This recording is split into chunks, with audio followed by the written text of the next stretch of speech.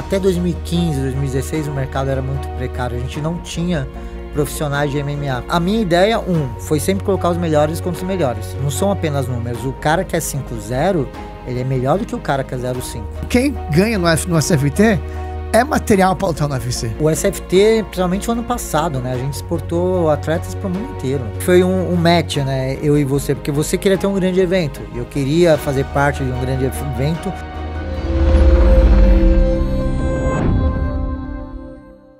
Bem-vindos a mais um episódio do Fight vs Universo da Luta. Sou David Hudson, presidente do SFT.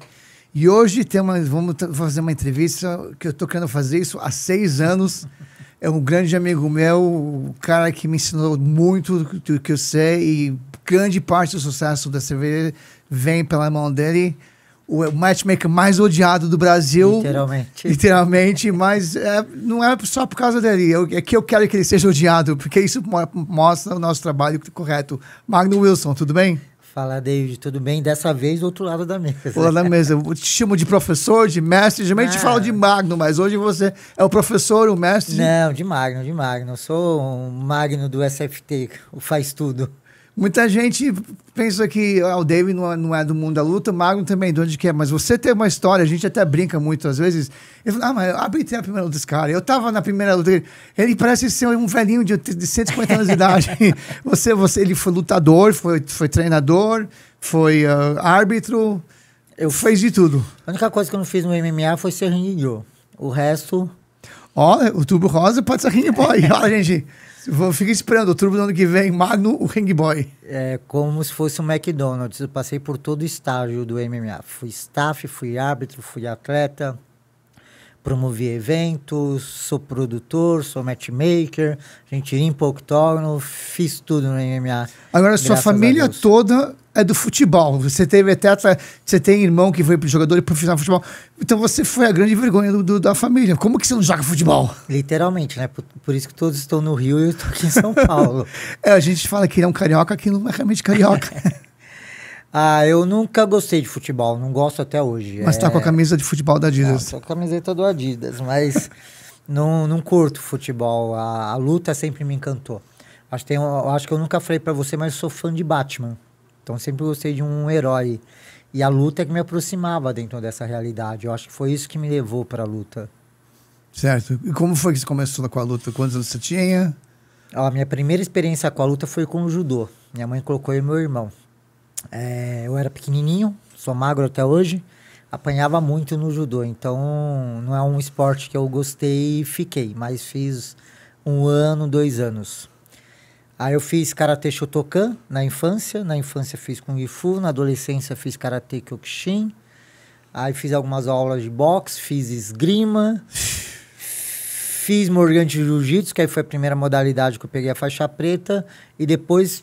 Já pensando em MMA, fui pro Jiu-Jitsu. Isso lá em 2008. Qual foi esse antes do Jiu-Jitsu? Que foi isso? Morgante Jiu-Jitsu. Que é isso? Aquele Jiu-Jitsu esportivo, que é aquela luta de 3 fases, que a gente já levou pro SFT. Olha aí, meu Deus do céu. Essa, hein? Tem cara de criança. Não, mas eu já tinha meus 35 anos. Sério? Sério. Uau! Olha, gente, eu nunca vi essas imagens. Tô surpreendido. Em 2005, entrou um rapaz na minha aula... de Morgante, querendo fazer vale tudo. Eu, não sei nada de vale tudo. E aí, em 2007, surgiu uma oportunidade de fazer um desafio, Capão Redondo versus Guarulhos, no MMA. É lógico que Guarulhos ganhou de 2 lutas, que eram 3 atletas, a gente ganhou 2 e perdeu 1. Você ganhou? Não lutei, só meus alunos lutaram. Tá, seus alunos. E aí, eu comecei como professor no MMA, como treinador. Só em 2005... que eu nem fazia ideia, nem fazia parte dos meus planos lutar.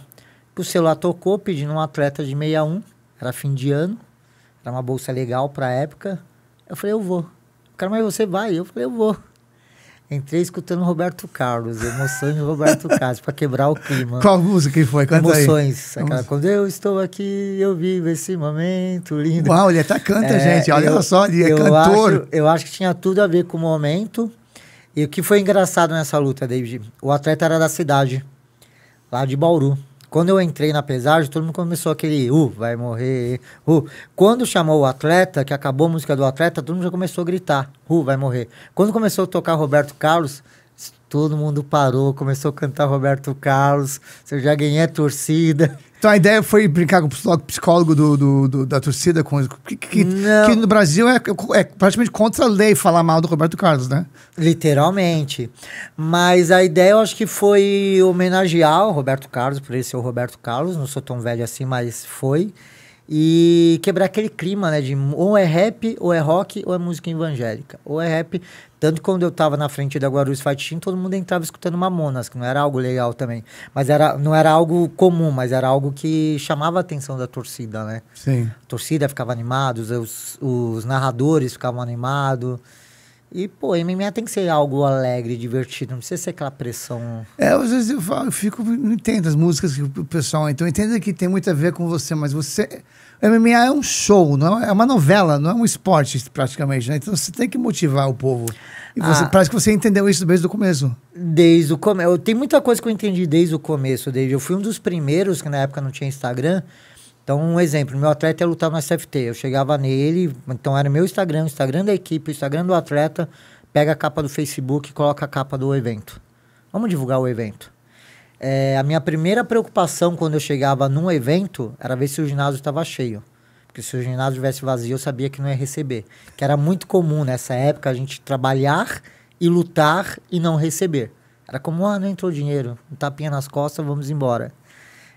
O MMA, qualquer um que lutou ali antes de 2010 passou por isso, tem algum evento aí que não recebeu.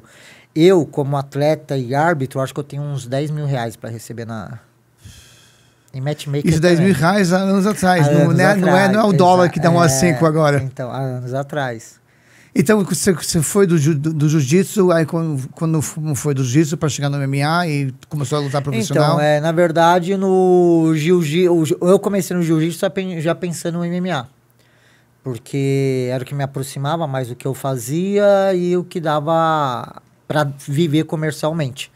Mas a ideia foi viver do MMA.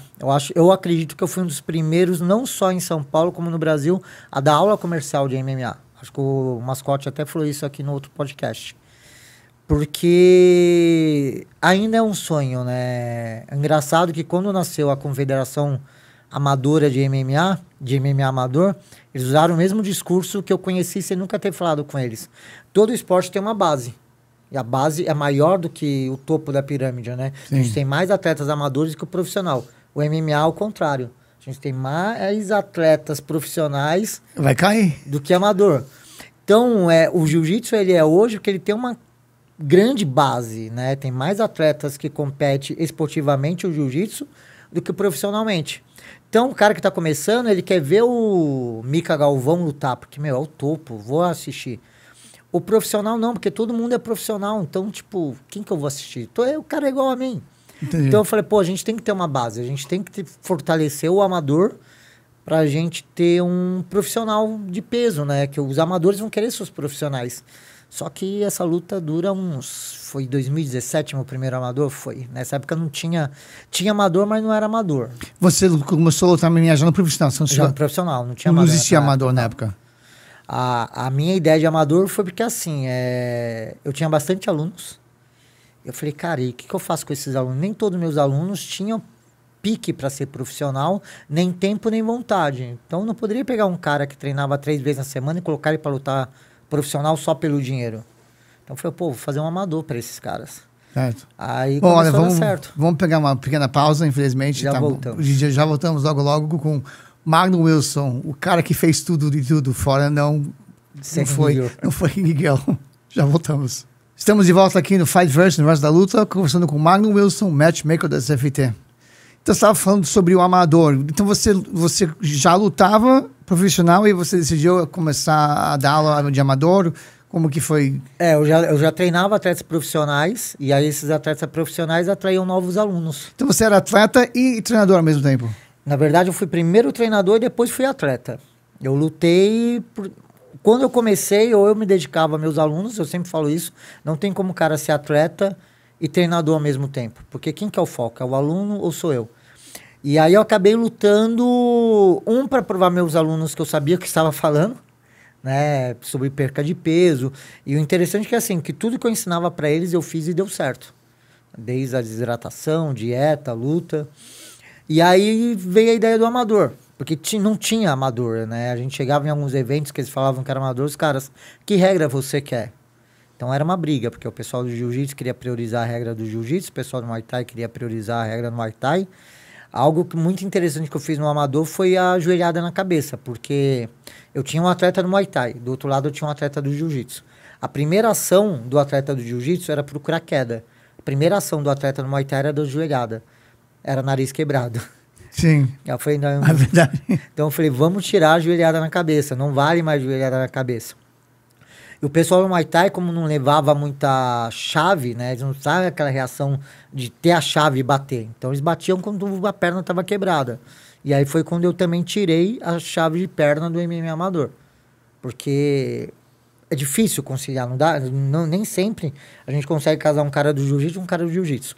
Se for pra casar também um cara do jiu-jitsu com um cara do jiu-jitsu, um cara do Faz Muay uma Thai, luta de jiu-jitsu. faz uma luta de jiu-jitsu, faz uma luta de Muay Thai. Que a gente então, viu isso no ACVT, o evento anterior, que era a Exatamente. Gabriela Ribeiro foi lutar Com a Ana Muniz, com a Ana Muniz, duas e a gente falou, será que vai ser uma luta de MMA? E no final foi uma luta de extreme. você teve uma queda, eu acho, a teve luta uma toda. queda. Então eu tive que pegar, ajustar a regra para adequar as duas modalidades juntas, fazer uma função dessas regras. E deu certo, né? Deu tanto certo que o Fight Club já fez 30 edições. Então você foi o primeiro evento amador do Brasil. Amador foi o Fight Club. Com regras amadores para atletas amadores. E foi criticado por todo mundo. O Muito. que é isso? Por que vocês estão perdendo tempo com o amador? Principalmente que era uma época que não tinha MMA amador e todo mundo ganhava para lutar MMA. Aí chega um cara e fala, não, vocês têm que pagar para lutar MMA. Que mercenário. Que não sei o Então quê. falaram, você está fazendo isso só porque você Só não quer porque a pagar gente- os atletas. É lógico. Você quer ganhar dinheiro em cima dos atletas. Aí a gente fala de base esportiva, né? O MMA só vai ser um grande esporte, que ainda não é, quando a gente tiver uma base esportiva. Tá acontecendo muito no mundo, mas no Brasil não. Então a galera ainda não entende isso, né? Tipo, o amador não é para fazer carreira para ir pro profissional. O amador é para você adaptar o atleta pro profissional. Profissional, é. Lá nos Estados Unidos vai muito de estado para estado, mas eu acredito que na Flórida você precisa ter 5 ou 7 lutas amadores para você poder começar a fazer uma luta profissional. Você não pode ir direto pro profissional. Eu ainda acho que é pouco, mas já é alguma coisa. Já é alguma coisa. Eu não sei se tem que ser 5 lutas amadores iniciantes, aí você tem que fazer algumas lutas amadores avançado, mas você não pode entrar direto, que a gente vê aqui muita gente, e eu acho que é uma besteira. Você já começar no evento que você perdendo vai acabar com a sua carreira, de repente. É o que a gente conversa, né? Há dois tipos de amadores. Há aquele amador que já teve uma carreira no outro esporte, que é o caso do Dengue, o caso do Potan. Imagina o Potan passando pelo amador. Não dá. Mas o Dengue e o Potan são atletas que não são amadores. O caso do Manuel. Então, são atletas que, pô, tinha que ter feito ali uma ou duas lutas. Tanto que a única luta amadora que o Dengue fez no MMA, ele perdeu. Sim, no Fight Club. No Fight Club, entendeu? E como que eu não vi essa luta? Como que foi? Foi finalizado? Foi finalizado em 1 minuto e pouco. O cara levou ele pro chão e não sabia o que fazer. Ele lutou com o Thiago Pato, que lutou SFT. E olha que engraçado, o rapaz ganhou do Dengue no MMA amador, ele não deu certo no profissional. Ele fez 3 lutas, perdeu 2. Então mostra o quanto que o Dengue precisava realmente fazer mais lutas Exatamente, amadoras. ele não perdeu para um atleta top, né? Igual o Richard Martins, que a gente estava conversando, que perdeu para o Manuel no amador. Sim. E hoje os dois são atletas de ponta, tanto o Richard quanto o Manuel. O Dengue perdeu para um atleta que não se deu bem no MMA, era um atleta do jiu-jitsu, que soube aplicar o jiu-jitsu nele ali. A gente tá falando de MMA, né? O cara tem que saber confrontar as duas modalidades. Sim. Então o amador é importante por isso, não só por isso, né? Por experiência, pelo choque cultural, pelo clima, que é o trabalho que a gente faz com o semi-pro. Né? Pegar um atleta do amador, jogar direto no profissional, há aquele choque. Com certeza, porque o sparring é uma coisa, luta é outra. Eu sei que no sparring o pessoal vai pesado, hoje tem mais lesão no sparring do que na própria luta, mas não é a mesma coisa, não é a mesma pressão. No último SFT, o SFT 53, a gente teve um atleta curitibano que ele enfrentou o João Diego Lima, que era o número 1 da divisão amadora. E o outro menino era o número 40. O menino de Curitiba venceu. Olha a guilhotina, Guilherme. Será que vem a guilhotina? Olha só, pode pintar uma finalização fantástica. Olho ali no braço do João Diego. Vai ficar. Vamos ver se ele vai conseguir sair. Será que ele vai bater? Será que ele vai dormir? Parece que vai conseguir sair o João Diego. Bateu, é fim de luta! Mas por quê? O cara tava lutando um amador no nível de amador. Não teve o semi-pro. Ele já foi direto pro profissional. Não teve essa preparação. O tamanho da luva muda, o grau de pound muda. São várias... A corte de peso também. O corte de peso amador, muda. pesagem no dia da luta, Pesagem né? no dia. Então, você está acostumado a lutar, você luta de 66, você está acostumado a lutar com um cara de 68, 70. Então, você vai de 66, você luta de 66 no amador, você vai de 66 pro profissional, você não vai pegar um cara que pesa 68 quilos, 70 quilos, você vai pegar um cara que pesa 75, 77. O Clebinho, ele quando ele recupera, eu acho que 15 quilos, né? Foi essa luta. O Diego era o número 1 da divisão, que enfrentou o Soares, que era o número 40, que não tinha tanta experiência no amador, quanto o Diego, mas... Agora, se não tem amador aqui, como que o Brasil deu tão bem no UFC antigamente? Porque foi o jiu-jitsu que o pessoal não entendia? Eu costumo falar que a primeira geração, eles não precisavam ser bons, eles precisavam ter coragem, porque ninguém sabia que ele era MMA, o que era valer tudo. Sim. E você vê que a geração antiga, não no fator idade, mas com o tempo, eles foram perdendo para a geração nova. Então a gente tem, vou dar um exemplo, a gente tem um Poatan. O Poatan, ele tem um pouco do que a primeira geração tinha. Que era o quê? Eram atletas experientes de outras modalidades que foram para o MMA. O MMA moderno, por muito tempo eu curti isso, eu ainda curto o cara começar direto no MMA. O cara que não é faixa branca de nada, que é um John Jones da vida. Então o cara antigo, ele tinha uma carreira antes de ir para o MMA. O atleta novo, não. Ele é um cara que não tem experiência. Hoje não precisa ser um faixa preta em nada, né? E ter sucesso. Eu acredito que a gente está vendo mais e mais pelo Poatan. Se você consegue defender o chão, o cara da trocação vai ter a vantagem. Onde antigamente não tinha essa vantagem. O cara do jiu-jitsu chegava lá, a gente chegou nos Estados Unidos e não sabiam o que fazer com uma queda. Tanto que eu acho que não sei se a gente já conversou sobre isso, né? Porque o MMA teve suas fases. A primeira fase foi do jiu-jitsu. Quem começou a ganhar o pessoal do jiu-jitsu? O wrestling americano. Porque eles não iam pro chão, eles sabiam defender queda e ficavam amassando os caras na grade. E aí a gente vê que a geração do Poatan, do Adesanya, que era a galera que sabia defender queda e priorizava a luta em cima. E o Carlos Prates é outro exemplo disso. O cara que fuma e toma shot depois da luta. Foi engraçado, a última luta do Carlos Prates, os comentaristas, Carlos, você tem que parar de fumar, será que ele aguenta lutar mais de um round? O cara não vai lutar muitas lutas, porque vai passar do primeiro round. Mas vai ser difícil passar. Porque ele tem o strike dele, é fenomenal. É fenomenal. Foi comparado com o Anderson Silva. Então, o Anderson Silva, ele é tem dois atletas, né? Eu comentei isso com você, que tem vitórias por jab. É o Prates e o Anderson Silva. Sim. Quando o Anderson Silva nocauteou o Griffin por jab, eu falei, é mentira. Possível. Não tem como, até eu treinar com ele. Quando eu treinei com ele, eu falei, não tem como. O cara é diferenciado.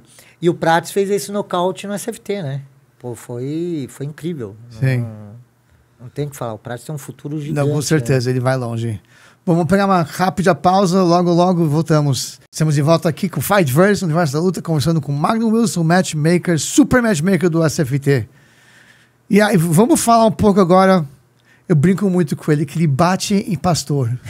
Eu fui ver uma luta do jiu-jitsu, que você foi lutar contra o pastor. Eu falei, gente, não bate nesse cara. Deus vai ser contra. O Tiwi já tem Deus no lado dele. Você vai lá e vai bater no pastor e vai ter Deus lutando contra. Você continua competindo no jiu-jitsu até hoje ainda? Não, David, tem muito tempo. Essa foi minha última luta. Ele perdeu, gente. Só... De propósito, eu espero. Não. Essa foi minha última luta. O SFT ocupa muito tempo, né? A galera acha que o evento nasce assim, mas não é muito trabalho. De vez em nunca eu consigo fazer um treino. Mas o mundo da competição ficou lá atrás naquela luta. Faixa preta como andar de bicicleta, você uma vez que você é uma preta, você nunca esquece? Você não esquece os golpes, mas você perde o ritmo. Eu acho que como a bicicleta, né? Você para de pedalar, fica mais difícil a subida. Sim. Hoje eu sinto muito ritmo quando eu vou treinar, tanto MMA, quando eu vou fazer uma luta em pé, o jiu-jitsu, eu sinto muito ritmo. Mas os golpes... O fôlego, o cigarro. Pior do que o cigarro. Esse é o jiu-jitsu que fuma. Mas a técnica, o conhecimento, até porque a gente trabalha com isso, né? E aí a luta não sai... Não sai do sangue, não sai, né? Tá na memória. E como foi que você foi disso para matchmaker? Como que isso aconteceu? Eu acho que você já reparou que sou um cara que não consigo assistir. Sim. Eu sou aquele cara, posso fazer? Eu quero fazer, posso tentar? O mercado era muito precário. Até 2015, 2016, o mercado era muito precário. A gente não tinha profissionais de MMA. Até porque ninguém chegou pra gente aqui no Brasil, acho que nem pros grandes eventos, ensinou como que era. Então a galera tinha uma ideia do que era. E como, pra você ter uma ideia, em 2012 e 2013, 2012 eu fiz 45 viagens no ano. Quase um ano inteiro. Em 2013 eu fiz 37. Então eu rodei muitos eventos. Ou como treinador. Arbitrando, ou como treinador. Ou como treinador, ou como arbitrando, ou lutando. Então eu via, putz, aquilo ali funciona, aquilo ali é errado, isso é legal, isso não é. Já arbitrou luta de atleta seu lutando? Não. Isso é um conflito de interesse gigante. Não. Mas meu time de arbitragem já arbitrou. E aí eles tinham uma regra que eles podem confirmar, que era assim, em caso de empate, o adversário vence. Quando a gente se conheceu, era só arbitragem, tu fazia arbitragem da Era CFT. arbitragem. Eu lembro que a gente falou, você tem que, em primeiro lugar, não pode ser mais sua arbitragem. Em segundo lugar, você não pode ser mais o matchmaker de ninguém, só da CVT. Lembra dessa conversa? Sim, foi em janeiro. E eu falei, o Magno é o único matchmaker que eu conheço. Já fizemos eventos nos Estados Unidos, fizemos vários eventos aqui, converso com muitos matchmakers. Quando eu cheguei aqui, eu não sabia muito de nada, mas eu sabia uma coisa: se quer ter um evento bom, você tem que pôr o melhor contra os melhores. Aí eu lembro que a gente estava fazendo evento nos Estados Unidos e o Roger me mandava um 10-1 contra um 0-3. Eu falei, Roger, o que é isso? Não, esse cara é bom, mas como que esse cara é bom? Um 0-3, lutando com 10-1. Para mim era lógico. Como é que os marinheiros matchmakers não entendem o trabalho que a gente faz? Eu não consigo entender. Será que a gente é tão louco, que a gente é tão estúpido assim que... David, a gente tem que se basear nos melhores eventos. O que o melhor evento do mundo faz? Então é aquilo que a gente tem que fazer. Uma vez eu casei Gustavo Oliveira, que hoje está lutando no Karate Combat, com Leonardo Boacal, que já foi nosso contender 1 ou 2 vezes no SFT. Sempre proporcionou uma boa luta. Eu casei eles quando eles eram 4-0. Todo mundo me chamou de louco. Você é louco? Esse moleque tem uma carreira brilhante pela frente. Eu falei, vai continuar tendo? Só que um vai precisar perder pro outro. Sim. Então a minha ideia, foi sempre colocar os melhores contra os melhores. A segunda ideia é o nível ético, né?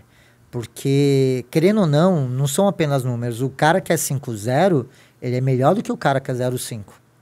Né? Do que o cara que tem 5 derrotas. E, pô, isso é algo raro. O mundo parece que não entende isso. Não entende, né? Eu não consigo entender. Eu lembro, a gente teve... 2 anos atrás, a gente recebeu um comentário de um atleta do UFC. Quem vocês pensam que vocês são? Vocês não são um UFC, então que vocês estão casando isso? Não precisa ser um UFC para casar 2 atletas bons. Você lembra desse comentário? Lembro. Não vou falar o nome do atleta do Munil, mas era do Munil. Vamos falar que foi do Munil. Eu acho que foi um match, né? Eu e você. Porque você queria ter um grande evento. Eu queria fazer parte de um grande evento e explorar as grandes lutas. E o produto final é o público. Então, pô, é mais fácil o público entender que é uma luta boa, porque é um 10-0 contra um 10-0. A gente não precisa ficar falando, nossa, esse cara vai dar show, porque os números já falam isso. Existem exceções. Por exemplo, o Manuel Souza, quando era 7-0, era um 7-0 que foi invicto no kickboxing também, eu acho que era 30, 40 lutas. Tinha 23 lutas, 20 vitórias, 18 por nocaute. O cara era uma fera, tu não era um... Era já um venceu o dengue. Venceu o dengue. Então era um 7-0 que, quando ele disputou o cinturão, mas vocês pegaram ele com um cara muito bem rodado. Não, mas então existem exceções, mas essas exceções são raras. Não, e o Manuel, nesse caso, foi a meritocracia. O cara era o número 1 do ranking. O cara tinha 5 lutas, 5 vitórias. Eu acho que era 4 nocautes e uma finalização. 3 bônus da noite. Pedindo o cinturão. Como que a gente ia falar pro cara, não, você não merece, com 7 vitórias? Ele pediu com 5, a gente segurou ele. O Fred falou, tá bom, vou esperar mais uma luta, Na verdade, na 4ª luta, ele já pediu um cinturão e o líder era o Felipe Boacal. E a gente falava, não tá na hora. Acho que foi Felipe Stabile. Depois que ele assistiu essa luta, ele falou, não, realmente, não tá na hora ainda. É aquela luta com o Stabile deu um aperto no Manuel, por causa do jogo de chão do Stabile. Não foi tão fácil para o Manuel ganhar essa luta. O que eu falo, né? A diferença do SFT com outros eventos, não importa pra gente quem vai vencer, mas a gente tenta tratar todo mundo com respeito e você viu várias vezes, essa luta não é legal pra você. Sim. É que, não falando que a estratégia é correta ou errada, que a estratégia de maioria dos eventos do Brasil é montar cartel do atleta que representam. E isso, muita gente às vezes fala, será que isso não teria sido melhor? Porque a gente ia estar ganhando dinheiro quando está todo fora. Nossa estratégia não é fazer isso. Nossa estratégia é fazer um grande evento para ganhar dinheiro com o evento, não com o atleta.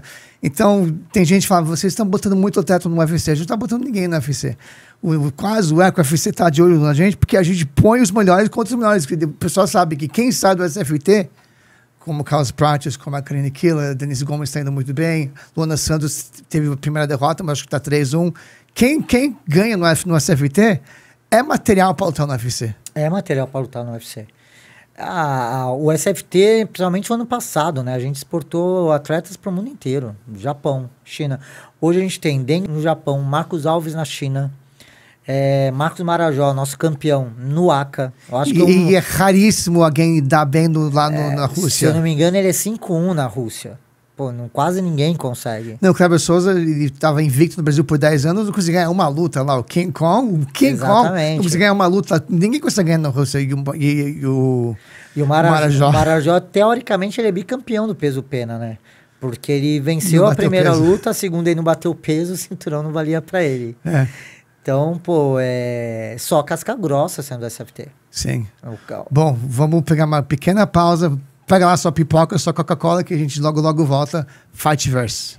Estamos de volta, Fightverse, com o Magno Wilson, o matchmaker, meu parceiro do crime. Você falou que você gosta de Batman, então você é Batman, eu sou Robin? Não. Ou nós dois somos Batman? Vamos deixar os dois no Batman. Não, eu sou Capitão América e Batman. Boa, faz Marvel e DC. Vamos brigar pela Mulher Maravilha. Então, a gente estava falando do matchmaking, e realmente a gente vê a diferença disso, que não tem como você argumentar. Números são números. Números são números. Então, as melhores lutas do Brasil é dentro do SFT. Não tem número 1, número 2 do Tapology. Explicar a Tapology é um site que é um dos sites mais reconhecidos do mundo, respeitado do mundo. Eles fazem um ranking regional de todos os países. Antes do Extreme, a gente dominava 100% o ranking Tapology. O número 1 peso por peso de todas as categorias, os top 5 de todas as categorias, eram lutando no SFT. Agora que o Extreme pega metade do card, já não chega a ser... Chega tanto. Não chega a ser, mas continuamos... Mas mesmo assim, você pegar os top 10 do Tapology, peso por peso, estão aqui. 70% são atletas que passaram para o SFT ou estão no SFT. E se for no top 15, essa porcentagem aumenta. Agora a gente vê muitas vezes o número 1, número 2 do Tapology 3 lutando no SFT. A gente não vê isso em outros eventos. Por que será? Por causa disso, David, maioria dos eventos tem vínculo ou com a gente, ou com o atleta, ou com a equipe. Aí você fala, pô, não é a mesma coisa? Não, às vezes o agente é meu amigo, eu quero dar uma luta fácil pro atleta dele. Às vezes o atleta é agenciado por mim, eu quero dar uma luta fácil pro meu atleta. E às vezes eu quero colocar toda a minha equipe para lutar. Que veio muito disso. Então, acho que 99% do Brasil tem vínculo. Não estou exagerando, eu posso provar. Sim. Tem vínculo com um desses. Pra falar a verdade, você é o manager do Manuel Souza, né? Eu estou brincando aqui, o pessoal ficava falando que esse... O manager do Manuel Souza só dando pedreira pro cara lutar. Vai entender essa. E deixei ele embora ainda. E o SFT não, a gente quer fazer um grande show, né? O SFT quer ser lembrado por um grande evento. E no Brasil ainda não teve um evento assim. Nunca teve? Nunca teve.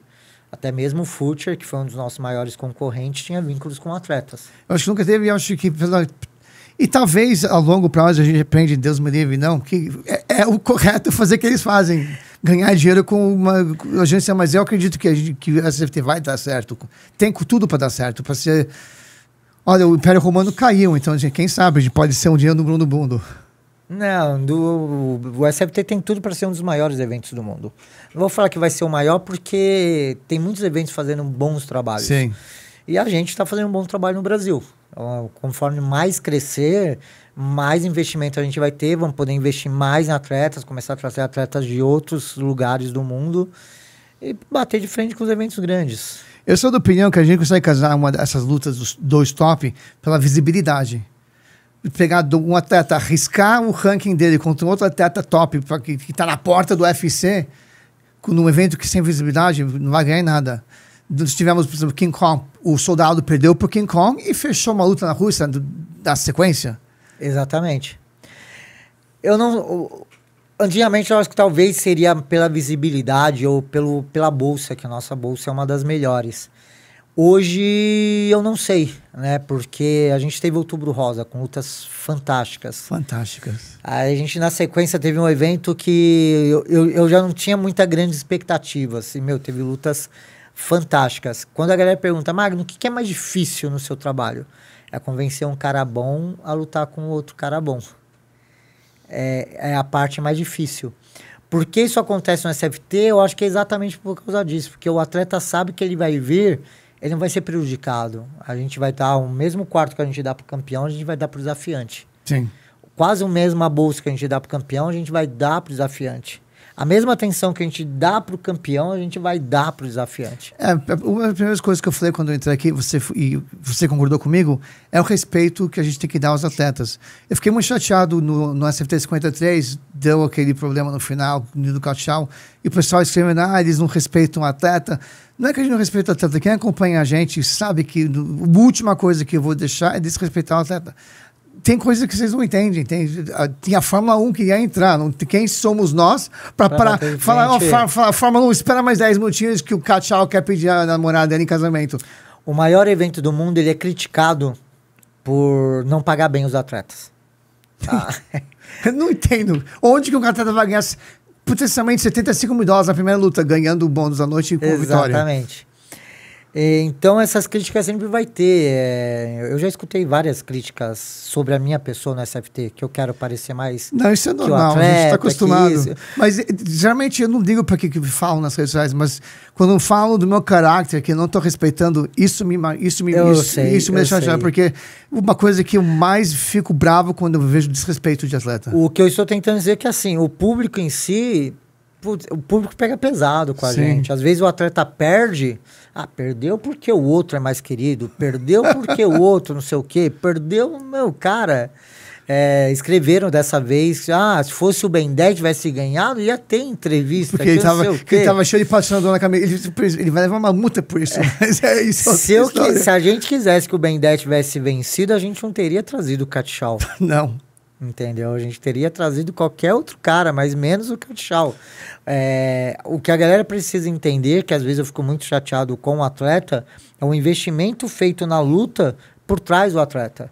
Então a gente tem a produtora que edita o vídeo, a gente tem um rapaz da arte, a gente tem um rapaz que faz o texto do Instagram, a gente tem um rapaz que posta, tem o meu trabalho, tem um trabalho do Eli de fazer os gráficos. Isso vai pro caminhão. Aí tem um trabalho de gerente de caractere, de colocar no caminhão. O cara que escreve o roteiro do vídeo. O vídeo de abertura dos ST53, no preliminar, o vídeo só estava falando de 3 lutas. Uma das 3 lutas era da luta do Guriloso. Então tivemos que cortar esse segmento e aí achar o narrador para fazer a narração, mandar o cara. Então o vídeo ficou com um buraco no vídeo. O evento ficou com um buraco. A arte ficou com um buraco, o evento ficou com um buraco. Não é fritar um pastel, caiu uma luta, produz outra aí e coloca. E geralmente parece um karma, né? Porque a gente divulga a luta cai. Ninguém derruba. Não, é incrível. Às vezes eu tenho medo de divulgar a luta, porque eu falo, vai cair. E quando o telefone toca na semana da luta, faltam 10 dias, se o telefone toca antes das 10 da manhã, e caiu a luta. O que aconteceu? E isso é a parte do evento. Isso é o prejuízo que o evento pega. Fora o prejuízo do atleta, que tá vindo de fora. O último evento teve um atleta que falou pra mim na quinta-feira, 10 horas da noite, 10h30, não vou lutar. Com outro atleta já na estrada. O que eu faço? Eu ligo pro outro atleta e falo, volta pra casa que não vai ter luta. Exatamente. Bom, olha, vamos pegar mais uma pausa e logo voltamos com o Magno Wilson, falando da carreira do MMA. Vamos falar um pouco da história do MMA do Brasil. Mas isso é em 2 minutinhos. Fiquem ligados. Estamos de volta aqui com o Magno Wilson, matchmaker do CFT. Eu sou David Hudson, presidente do CFT, e isso aqui é o Fightverso, o mundo do universo. Então você já passou de tudo. Você começou lá embaixo, os pais forçando você a jogar futebol, aí então as artes marciais, e aí você começou a lutar, aí você começou a ser treinador, você começou a ser matchmaker. Como que você vê, como que mudou o MMA no Brasil? Como que era antigamente para hoje? Hoje está mais profissional. Antigamente eu acho que tinha mais oportunidade por ter menos atleta. E o que eu acho interessante é que a gente não tinha eventos na capital. A gente tinha eventos no interior. Então o pessoal do interior abraçava muito mais o evento. Eu adorava viajar para o interior, porque a gente ia na rádio, dar entrevista, ia na prefeitura, apertar a mão do prefeito. Não era mais... Sim, porque para os caras eram novidades, entendeu? É igual a gente tava conversando com o Tio Will. O Tio Will tá se tornando um deus na cidade dele. Com certeza. Por causa da fama. Ele tem Deus na equipe dele, então. Então isso era bem legal. E começou a acabar os eventos no interior e concentrar na capital. Só que tá tendo uma mudança assim. Antigamente tinha muito mais equipes. Até porque a qualidade era menor. Hoje, como a qualidade aumentou, os eventos estão mais criteriosos, querem os atletas melhores. E o problema psicológico também, né? O atleta que perde, para, não quer voltar, reduziu o número de atletas. Às vezes aumentar, vem reduzindo. Mas o evento hoje está muito mais profissional. Eu arbitrava um evento em Belo Horizonte chamado Samurai Fight House. Era um octógono. Imagina o filme Clube da Luta. Literalmente era isso. Era um octógono, eu arbitrando e o pessoal balançando a grade assim. Sério. Esse é o Fight Club, né? É o Samurai Fight House. Isso era lá em Belo Horizonte. Uhum. Foi o evento mais tenso que eu já arbitrei. Já passou perigo? Já chegou a apanhar com o árbitro? Não, apanhar já, mas não propositalmente. Houve uma luta, que era com duas equipes aqui de São Paulo, que rolou muita provocação entre os atletas durante o camp, na pesagem. E antes da luta eu tinha advertido os dois. Falei, quem arrumar confusão eu vou desclassificar. No segundo round, um atleta finalizou o outro e não queria soltar. E aí eu pulei nele, dei um mata-leão nele, puxei ele pra trás e caí de costa na grade. Nessa que eu caí de costa na grade, a equipe do cara que foi finalizado tava chutando a grade pra chutar o adversário. Isso, só que quem tava na grade era eu. Esse dia eu machuquei as costas, machuquei a cabeça. Tem vídeo disso no YouTube? Eu preciso procurar, deve ter. Cristina, dá uma procurada. No Batalha MMA. E eu arbitrei um evento, tinha um evento que foi um grande evento chamado X-Fight, no interior do Matão. Samurai lutou. E era um GP. E o atleta da casa deu uma joelhada no outro, de 4 apoios no chão. Um adversário assim no chão se defendendo, o outro veio com o joelho e chutou na fonte. Eu parei a luta, separei, chamei o médico e tava esperando para ver o resultado. Quando eu parei a luta, eu já comecei a escutar: ladrão! E aí o médico pegou e falou: a gente vai ter que remover o cara pro hospital. E não tinha como falar que não foi uma... Talvez nem foi uma joelhada não proposital. Mas o cara que atira na cabeça do outro, ele tem que ser responsabilizado. Claro. Então não poderia dar vitória para aquele cara que deu a joelhada. Eu desclassifiquei. Começou a voar garrafa de água, David, latinha de cerveja, para tudo, qualquer canto. Era o Chicão, o promotor desse evento. O Chicão me levou para uma sala, eu fiquei lá até esfriar o ânimo. E eu falei, não, de boa, indo embora, tal. Chamamos o táxi, eu saí assim, ó, tipo, meu Deus. Você acha que tem árbitro que às vezes ele faz uma decisão pensando no bem-estar dele? É comercialmente, né, David? Não temos uma comissão atlética. Até a nossa comissão atlética tem um CNPJ comercial. Então você tem seus atletas. Você me contrata como árbitro. Como eu vou lá e dou derrota pro seu atleta? Dentro da sua academia. Dentro da sua academia. Eu arbitrei um evento uma vez aqui em São Paulo, dentro de uma academia, que eu dei vitória pro outro atleta, e o dono da academia que ele ficou gritando: dentro da minha academia você vai fazer isso? Eu falei, você me chamou para arbitrar, você me chamou para ajudar seu atleta, não tem nada a ver com isso. Tem um outro evento também, vou falar o nome, o Gold Fight, que é do Babuíno. O Babuíno me contratou para ser matchmaker de um evento dele. Eram 10 lutas, 7 atletas dele e perdeu. No segundo... Como que passou essas lutas? No segundo evento, ele já falou, não, você produz só o evento, deixa que eu caso a luta. Aí ganhou as 10.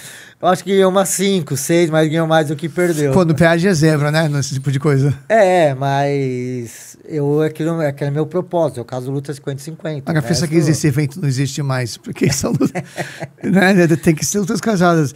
Agora, algum problema que eu vejo que você está tratando muito é esse tipo de menos equipes. Pessoal, todo mundo está tratando da mesma equipe, ninguém quer lutar com ninguém mais. Ninguém quer lutar com ninguém mais. Vamos falar português, né? Hoje a Fight Nerds tem vínculo com quase todas as equipes de São Paulo. Power Lotus, soldado treina na Fight Nerds, ele é da Power Lotus. Então, Power Lotus não luta com a Fight Nerds. Chutebox, Flávio Álvaro era da Chutebox, tá na Fight Nerds. Então, por causa disso, eles não lutam mais. Jim Brave, que é a equipe do Terra Nova. O Elias Silvério é da Team Brave, mas ele faz sparring na Fight Net, então eles não lutam. Arena Extreme, que é a equipe do Clebinho. Reginaldo Geraldo treina com o Clebinho e treina na Fight Net. Eles também não lutam. Então, cara, tá complicado. Fica impossível. E nem sempre a gente tem recursos para trazer atletas de fora, né? Pô, vamos trazer um atleta de fora? Vamos trazer um cara com 15, 20 lutas, um top 10, um top 5.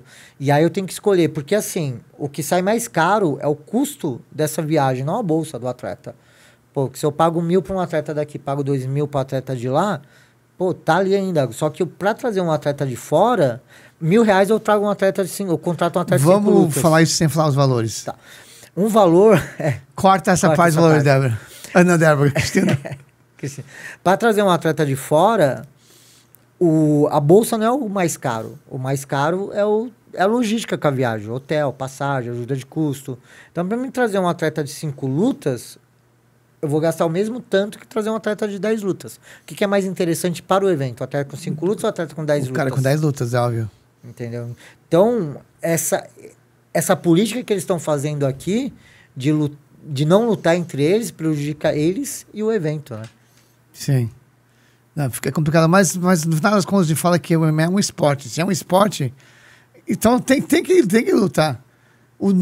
As equipes americanas têm o mesmo problema? O pessoal que treina no American Top Team não luta com alguém que treina no treino? Luta. Você pode ver que isso acontece direto. A TT lutando contra a TT.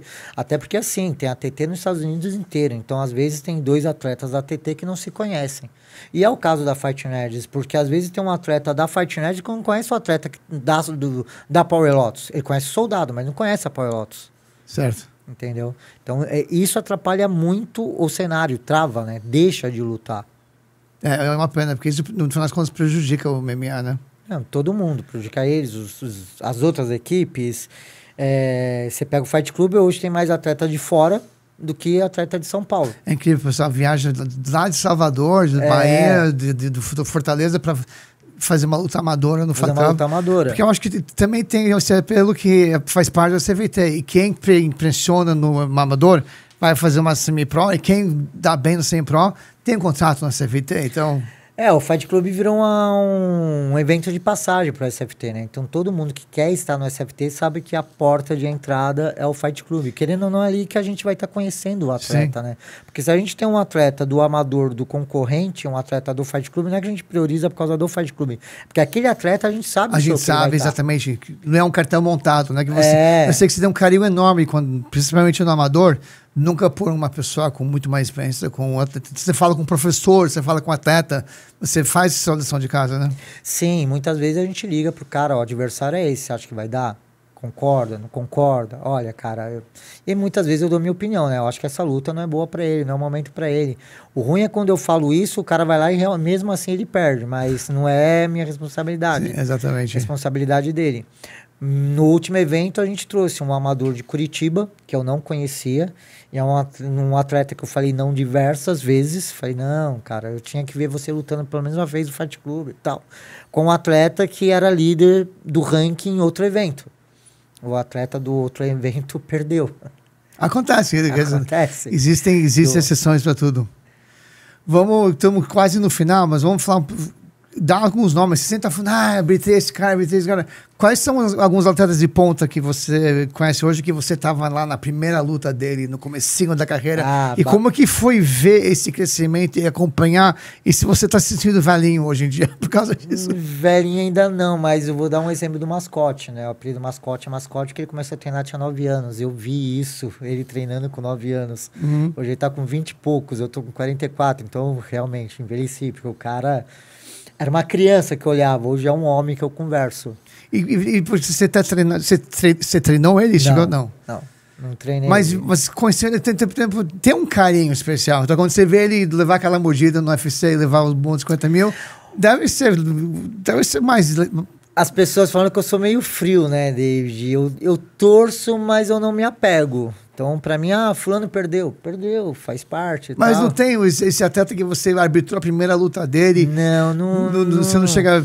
Eu fico encantado, David, por ter conhecido a história daquele atleta, não vou fazer parte da história, por ter conhecido, que aí me dá uma segurança, fala, caramba, eu entendo do que eu estou falando, não sou um aventureiro, sabe? Tô aqui há muito tempo. Então, pô, mascote, Luana Santos. Luana Santos lutou no meu evento, era uma menininha, pequenininha, magrinha, tinha 15 anos, hoje é uma mulher gigante. Hoje tem OnlyFans 3-1. Tá no OnlyFans.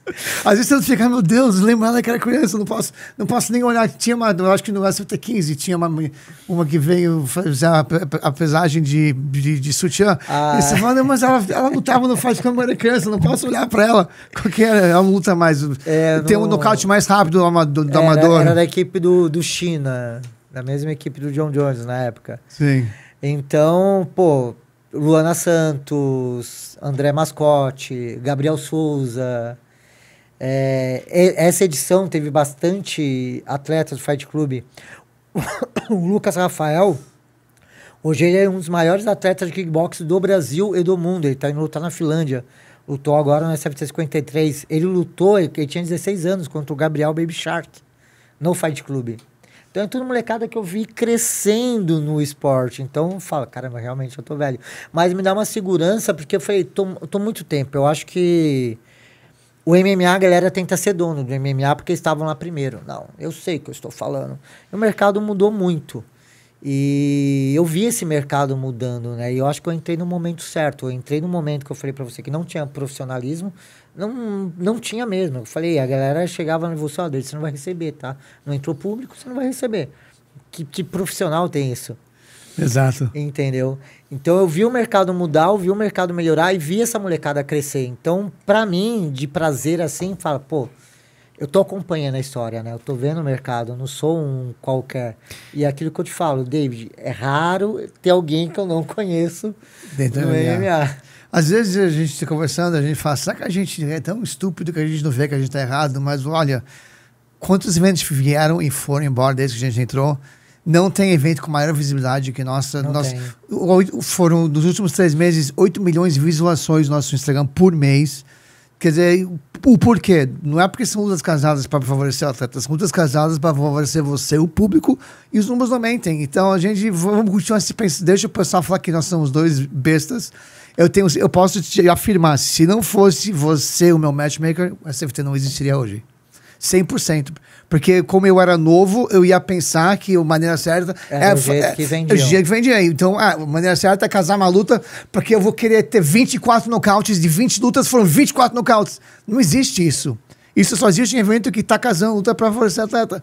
E eu ia estar falando que a gente só tem nocaute aqui, mas não ia ter mais evento. E graças a Deus, é o único matchmaker que eu conheci no mundo, que todos conheci, que entende isso. Então, te agradeço de coração e eu sei que vai dar certo. Não, já tá dando certo, né? O SFT como empresa ainda falta alguns pontos que a gente vem trabalhar e não dá para fazer tudo, porque a galera vê uma grande estrutura, mas, pô, nós somos... Hoje temos uma equipe, mas não é uma equipe grande. Hoje temos uma equipe de 5 pessoas. Maria não sabe, mas até uns 10 meses atrás, um ano atrás, era eu, o Magno e a Débora. Eu fazia todos os vídeos, todas as artes, eu escrevia todos os roteiros, editava todos os vídeos, como eu já falei. Agora temos a Cristina, finalmente trouxemos uma equipe agora para tomar conta da rede social.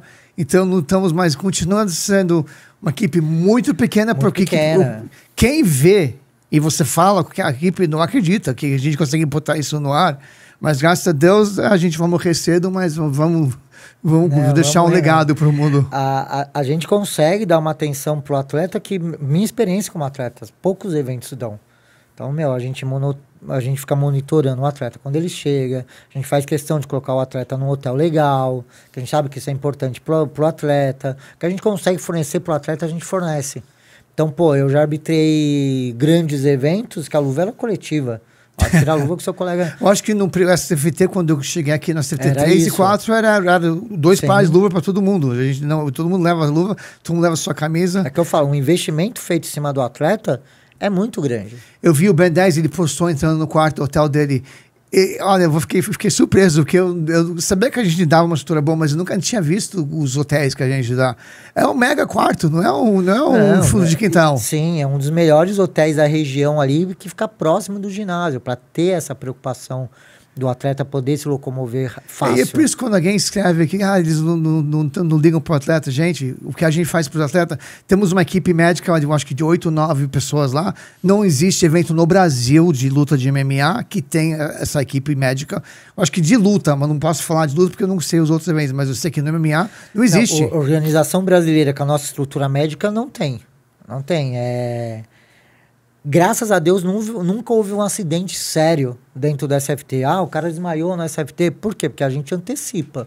O atleta desceu do octógono vencendo ou perdendo, ele vai passar pela clínica médica. Exato. E o médico vai decidir se ele tem que ir pro hospital, se ele tá liberado e tal. São coisas que a gente foi aprendendo com o tempo, né? Putz, isso é legal pro atleta, o atleta necessita disso. Eu lembro que no SFT 4, não lembro qual foi o atleta que ele machucou o joelho, o treinador pegou um ônibus para ir procurar uma clínica para tomar conta do atleta. Eu falei, gente, se vocês querem que eu faça parte do CFT, não vai ter atleta pegando ônibus procurando uma clínica, vai ter ambulância que vai levar o cara para lá e vai ter a clínica que vai poder dar um check-up, porque às vezes é só um esparadrapo que resolve. A gente já pausou o evento por causa da saída de ambulância. Sim. Entendeu? Então, a galera não prioriza. Como não prioriza o atleta? A gente prioriza muito os atletas. E uma prova disso que eu gosto de falar e provar é a vida longa que o atleta tem dentro do SFT. Então, tem atleta que está com a gente desde 2018, que é o caso do Zé. O Carlos Prates lutou no SFT1, o Deloco, que tá para voltar, né? Que dá para voltar, tá com a gente. Lutou no SFT1. Então, tem eventos que você vê que a galera vai e fala, esse evento eu não volto. Não é o caso do SFT. E também tem muita gente que fala, perdeu, não vai voltar. Não é o caso aqui. Não é o caso do SFT. A gente, em primeiro lugar, se o cara salvou a nossa vida no último minuto... volta. A menos que o cara perca 3, 4 lutas. Sim, aí não dá, mas mesmo assim, se o cara dá show, o Deloco ele pode perder o resto da vida, mas ele dá show. O Zé Reborn sempre dá show. O Zé, ele fez a 8ª ou a 9ª luta. Eu acho que ele é o que mais tem luta no SFT. Ele e o Deloco. Ele, Deloco, Fernanda Barbosa. Isso é raro em outros eventos. E ganhando, né? O Louco foi campeão ano passado, a Barbosa é atual campeã. É atual campeã. Ia ter disputado o cinturão do Extreme, mas caiu a luta, né? Não, parece que ela tá para fechar um evento internacional, né? Foi uma decisão dela não lutar. Então, vamos acompanhar próximas... E a gente vê atleta que vem de várias derrotas, que teve passagem como a Sattelmayer, né? A única que disputou um cinturão que estava com cartão do MMA negativo, mas ela estava vindo de 4, 5 vitórias e a gente vê que ninguém consegue bater nela. Que é a diferença que eu falei, né? É uma atleta que a gente conhece, a gente sabe o potencial. O próprio Cachal, se você for lá, ele teve assim, no meio da carreira, ele parece que ele tropeçou, perdeu 4, mas depois de lá pra cá... Embalou. São feras. O Cachal, aquilo que a gente conversou quando a gente trouxe ele, né? Não foi uma negociação que nasceu do dia pra noite, né? A gente teve desde a época da pandemia tentando trazer ele... deu certo, venceu o Zé. Foi a escolha para enfrentar o Ben 10, foi lá, deu certo. Essa luta com o Ben 10 é pré-história. Foi lutona. Não teve luta. Não foi luta, foi um golpe, a luta, tudo, mas isso é onde que chega o psicólogo e saber lutar, né? Ele tava esperando. Paciência, esperando. Era receita, né? Não tinha como ele trocar com um cara 20 centímetros mais alto. Sim. Mas o que eu tinha falado anteriormente... Mas você quer que o Ben 10 ganhasse? Fala a verdade, que ele tava cheio de patrocinador na camisa. Se pegarem lá no Instagram, o dia que a gente fez a live com o Ben 10, que ele tava muito confiante, falei, Ben 10, beleza, eu respeito a sua confiança, mas derrubar o Nildo não é algo tão fácil. Será que às vezes foi um pouco do ego? Ele entrou tipo, já ganhei essa luta?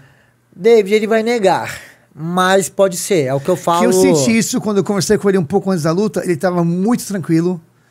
Falei, presidente, que sempre brinco, me dá mais de um round, porque senão eu vou criar um desconto. Ele falou, não, presidente, o plano é no terceiro nocautear.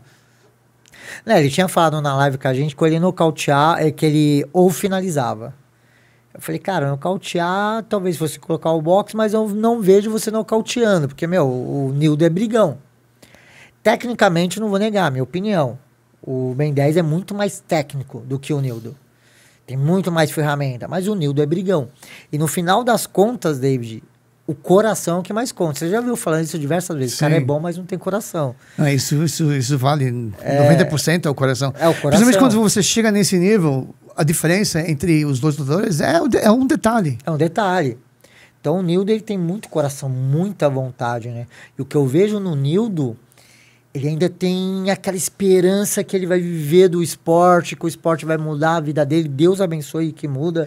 E eu acredito que sim. Quem estiver assistindo, que for aí de Pará, patrocina o moleque merece. Ele merece uma estrutura melhor. Pra lá.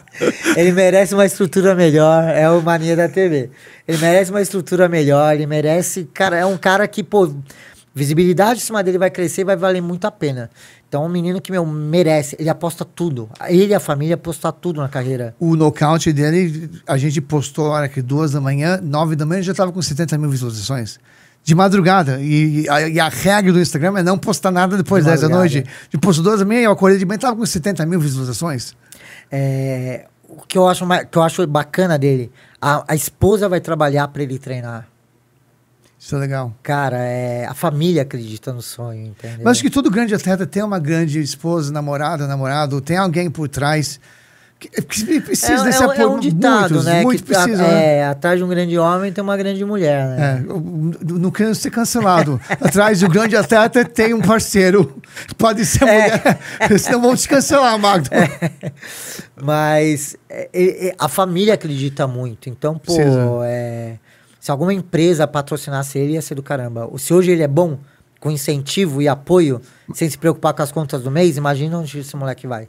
Olha, para encerrar, olha como que o Brasil domina no MMA mundial. Imagina se o Brasil tivesse o apoio das empresas, onde que eles realmente podiam se dedicar à luta, e a gente ia dominar e as top do mundo inteiro. O apoio, eu acho que fala de uma padronização, né, David? Os treinadores precisam mudar Mas entrando com dinheiro, isso muda. Não, porque já viu aquele ditado, desculpa, agora eu vou ser cancelado, não dê pérolas ao porcos. Tem muito treinador que tá atrasado, tem muito atleta que tá atrasado, que precisa abrir essa cabeça.